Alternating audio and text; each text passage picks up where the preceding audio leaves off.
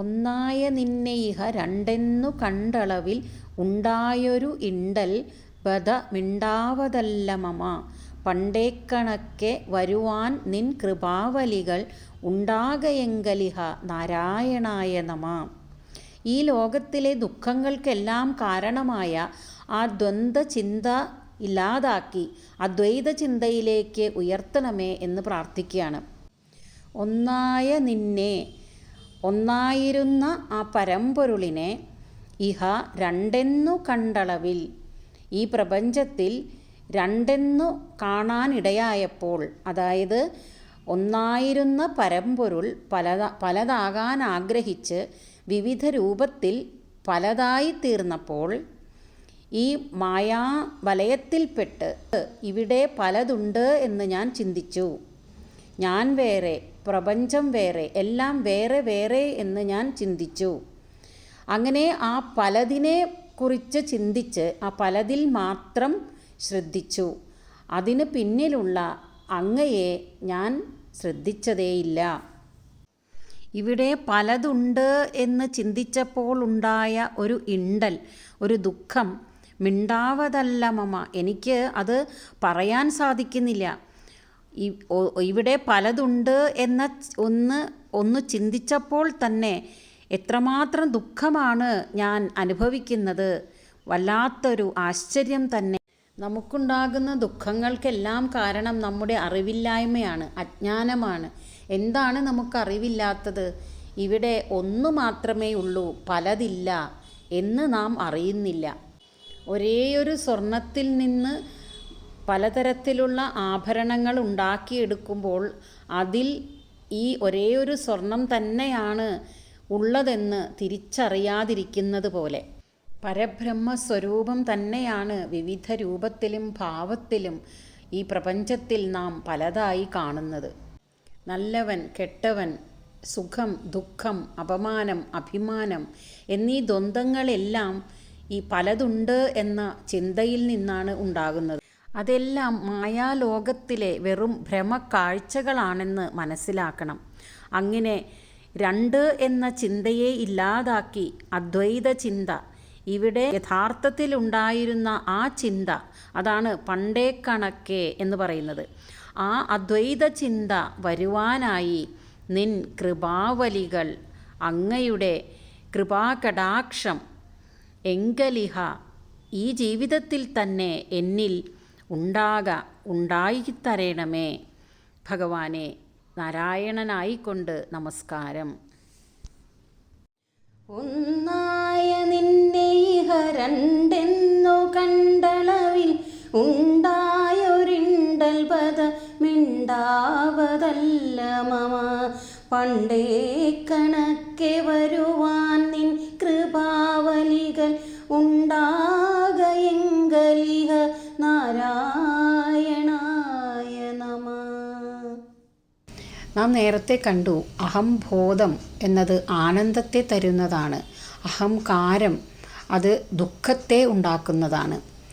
അപ്പോൾ എങ്ങനെയാണ് അഹംബോധം ഉണ്ടാകുന്നത്, ആ ആനന്ദമുണ്ടാകുന്നത് എന്നാണ് മൂന്നാമത്തെ ശ്ലോകത്തിൽ പറയുന്നത്. ആനന്ദചിന്മയ ഹരേ ഗോപികാരമണ, ഞാനെന്ന ഭാവമതു തോന്നായിക വേണം ഇഹ. തോന്നുന്നതാകിൽ അഖിലം ഞാനിതെന്ന വഴി തോന്നേണമേ വരദ നാരായണായ നമ. ആനന്ദചിന്മയ ഹരേ ഗോപികാരമണ എന്ന് ഭഗവാനെ സംബോധന ചെയ്യാണ്. നിത്യനായി പ്രകാശമയനായി ആനന്ദരൂപനായി വർത്തിക്കുന്നവനെ, സർവപാപങ്ങളെയും ഹരിക്കുന്നവനെ, ആ ഗോപികമാരെ രമിപ്പിച്ച ശ്രീകൃഷ്ണ ഭഗവാനെ എന്നെല്ലാം ഭഗവാനെ സംബോധന ചെയ്യുന്നു. ഞാൻ എന്ന ഭാവം തോന്നായിക വേണം. ഞാൻ എന്ന ഭാവം അതാണ് എല്ലാ പ്രശ്നങ്ങൾക്കും കാരണമാകുന്നത്. ഞാൻ എന്ന ഭാവം അത് അഹങ്കാരമാണ്. ഞാൻ ഒരു പ്രത്യേക വ്യക്തിയാണ് എന്ന ഒരു ബോധമാണത്. ആ ബോധം നമ്മുടെ ശരീരത്തിൽ ആരോപിക്കാതെ നാം ഒരു പ്രവൃത്തിയിലും ഏർപ്പെടുന്നില്ല. ആ ഭാവത്തിൽ നിന്നാണ് ഞാൻ എൻ്റേത് എനിക്കുള്ള എന്ന ചിന്തകൾ ഉയർന്നു വരുന്നത്.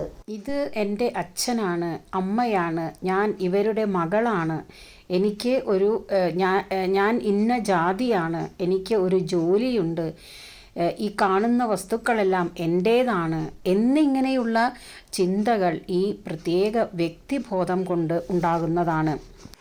ഈ മമതാബോധമാണ് ജീവിതത്തിലെ എല്ലാ വിപത്തുക്കൾക്കും വൈഷമ്യങ്ങൾക്കും വൈരുദ്ധ്യങ്ങൾക്കും എല്ലാം കാരണമായിട്ടുള്ളത്.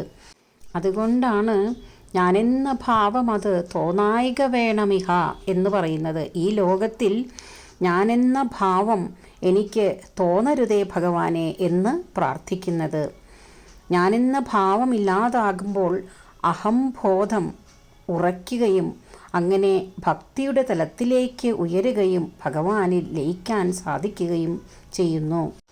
ഇനി ഞാനെന്ന ഭാവം പൂർണ്ണമായി പിൻവാങ്ങാതെ നിൽക്കുകയാണെങ്കിൽ, അതായത് എനിക്ക് ഞാൻ എന്ന് തോന്നുന്നതാകിൽ അഖിലം ഞാനിതെന്ന വഴി എല്ലാം ഞാൻ തന്നെ, അതായത് ഈ പ്രപഞ്ചം മുഴുവനും ഞാൻ തന്നെ എന്ന തോന്നൽ എനിക്ക് ഉണ്ടാകണം.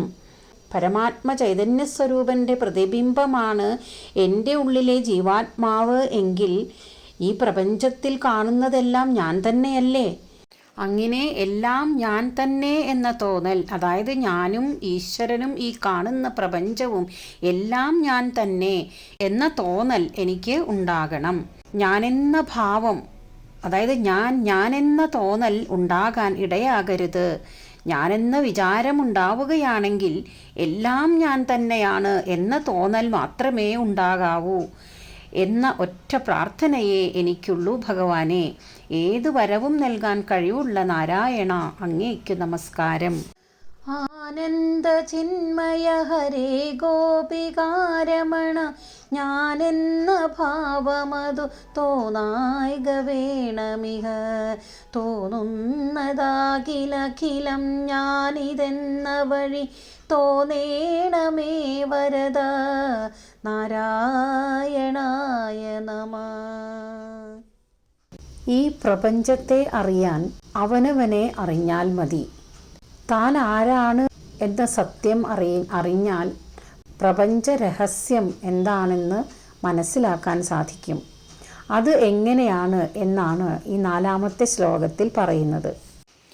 അർക്കാനലാദി വെളിവൊക്കെ ഗ്രഹിക്കുമൊരു കണ്ണിന്നു കണ്ണു മനം ആകുന്ന കണ്ണതിനു കണ്ണായിരുന്ന പൊരുൾ താനെന്നുറയ്ക്കും അളവാനന്ദമെന്തു ഹരിനാരായണായ നമ. അർക്കാനലാദി വെളിവൊക്കെ ഗ്രഹിക്കുമൊരു, സൂര്യൻ, അഗ്നി തുടങ്ങിയവയുടെ പ്രകാശം അത് നാം കണ്ടറിയുന്നത് കണ്ണുകൊണ്ടാണ്. ബാഹ്യ ഇന്ദ്രിയമായ കണ്ണ് ഒരു ഉപകരണം മാത്രമാണ്. പക്ഷേ കണ്ണുള്ളത് കൊണ്ട് മാത്രം ഒരു വസ്തുവിനെ കാണാൻ കഴിയണമെന്നില്ല. ഒരു വസ്തുവിനെ കാണണമെന്നുണ്ടെങ്കിൽ അതിന് മനസ്സ് കൂടി സഹായിക്കണം. എന്നാൽ ആ മനസ്സിൻ്റെ വ്യാപാരം ചിലപ്പോൾ സ്തംഭിച്ചു പോകാം. അപ്പോൾ കണ്ണുണ്ടെങ്കിലും നമുക്കൊന്നും കാണാൻ കഴിയില്ല. മനമങ്ങും മിഴിയിങ്ങും എന്ന ഒരു ശൈലി തന്നെയുണ്ടല്ലോ. നമുക്കൊരു വസ്തുവിനെ കാണണമെന്നുണ്ടെങ്കിൽ നമ്മുടെ മനസ്സ് കൂടി സഹകരിച്ചാലേ നമുക്ക് ആ വസ്തുവിനെ കാണാൻ സാധിക്കുകയുള്ളൂ. മിഴികൾ തുറന്നിരുന്നാലും മനസ്സ് സഹായിക്കുന്നില്ലെങ്കിൽ ഒന്നും കാണാൻ സാധിക്കുകയില്ല. ഇനി ആ ഘട്ടം കഴിഞ്ഞ് മനസ്സ് വീണ്ടും പ്രവർത്തിക്കാൻ തുടങ്ങിയാൽ അതുവരെ മനസ്സ് സഹകരിച്ചില്ലെന്ന് നമുക്ക് മനസ്സിലാവുകയും ചെയ്യും. ഇതിൽ നിന്ന് നമുക്ക് മനസ്സിലാകുന്നത് നമ്മുടെ ബാഹ്യമായ ഇന്ദ്രിയമാകുന്ന കണ്ണിൻ്റെ കണ്ണാകുന്നത് നമ്മുടെ മനസ്സാണ്. അതാണ് കണ്ണിന്നു കണ്ണു മനം എന്ന് പറയുന്നത്. കണ്ണിൻ്റെ കണ്ണാകുന്നത് നമ്മുടെ മനസ്സാണ്. ഇനി മനസ്സ് എങ്ങനെയാണ് പ്രവർത്തിച്ചു തുടങ്ങുന്നത്? അപ്പോൾ ആ മനസ്സിനെ പ്രവർത്തിപ്പിക്കാൻ സഹായിക്കുന്ന എന്തോ ഒന്ന് ഉണ്ട്. അത് നമുക്ക് മനസ്സിലാകും. ആ മനസ്സിനെ സഹായിക്കുന്നത്, അതായത് ആ മനസ്സാകുന്ന കണ്ണിനും പ്രകാശം നൽകുന്ന എന്തോ ഒന്നുണ്ട്. അതാണ് ആ മനസ്സാകുന്ന കണ്ണായ ഒരു പൊരുളുണ്ട്. അതെന്താണ്? അത് താൻ തന്നെയാണ്. അതായത് തൻ്റെ ഉള്ളിലുള്ള ജീവാത്മാവ് തന്നെയാണ് ആ മനസ്സിന് പ്രകാശം നൽകുന്നത്. നാം സൂര്യനെ കാണുന്നു, ചന്ദ്രനെ കാണുന്നു, മറ്റു വസ്തുക്കളെ കാണുന്നു. പരമാത്മ ചൈതന്യ സ്വരൂപനാണ് ഈ പ്രപഞ്ചമാകെ പ്രകാശിപ്പിക്കുന്നത്. ആ പരമാത്മ ചൈതന്യ സ്വരൂപൻ്റെ പ്രതിബിംബമാണ് തന്നിലിരിക്കുന്ന ജീവാത്മാവ്. ആ ജീവാത്മാവാണ് തൻ്റെ മനസ്സിന് കണ്ണാകുന്ന പൊരുൾ. നമ്മുടെ മനസ്സിനെ പ്രകാശിപ്പിക്കുന്നത് ആ ജീവാത്മാവാണ്. ആ മനസ്സാണ് നമ്മുടെ ബാഹ്യേന്ദ്രിയമായ കണ്ണിനും കണ്ണാകുന്നത്. അങ്ങനെ മനസ്സിൻ്റെ സഹായത്തോടെ ബാഹ്യേന്ദ്രിയമായ കണ്ണുകളിലൂടെ നാം വസ്തുക്കളെ കാണുന്നു. അപ്പോൾ അങ്ങനെയാണെങ്കിൽ താൻ തന്നെയല്ലേ ഈ പ്രപഞ്ചത്തെ മുഴുവനും പ്രകാശിപ്പിക്കുന്നത് എന്ന ആത്മബോധം അനുഭവപ്പെടുമ്പോൾ ഉണ്ടാകുന്ന ആനന്ദം പറഞ്ഞറിയിക്കാനാവാത്തതാണ്. താൻ തന്നെയാണ് പ്രകാശങ്ങൾക്കെല്ലാം അപ്പുറത്തുള്ള പ്രകാശം എന്ന അറിവിൻ്റെ ഒരു നിറവാണ് അത്. ആ മനക്കണ്ണിനും കണ്ണായിരിക്കുന്ന പൊരുൾ താൻ തന്നെയാണ് എന്നുള്ള ആത്മബോധം എനിക്ക് ഉറച്ചു കിട്ടണമേ ഭഗവാനെ. അതിനായി എന്നെ അനുഗ്രഹിച്ചാലും. പാപഹാരിയായ നാരായണ, അങ്ങേക്ക് നമസ്കാരം. അർക്കാനലാതി വെളിവൊക്കെ ഗ്രഹിക്കുമൊരു കണ്ണിന്നു കണ്ണു മനമാകുന്ന കണ്ണതിനു കണ്ണായിരുന്ന പൊരുൾ താനെന്നുറയ്ക്കും അളവാനന്ദമെന്തു ഹരിനാരായണ